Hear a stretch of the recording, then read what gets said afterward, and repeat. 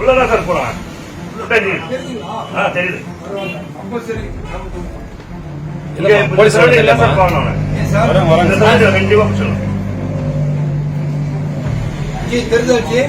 அவன் ஓடுது சார். ஓடுறான் போலீஸ் இறங்கி ஓடுறான். இவன் தான் இறங்கி ஓடுறான். சமயம் பார்த்து காத்திருந்து போலீசாரை தள்ளிவிட்டு தப்பியோடிய சிறை கைதி ஒரு நொடி கூட யோசிக்காமல் பைக்கை திருப்பிக் கொண்டு அதிரடி ஆக்ஷனில் இறங்கிய போலீஸ். சினிமாவை மிஞ்சும் அளவுக்கு 24 மணி நேரத்திற்குள் போலீசார் எடுத்த ஆக்ஷன். இரவு நேரத்தில் நடந்த நிமிடங்கள்.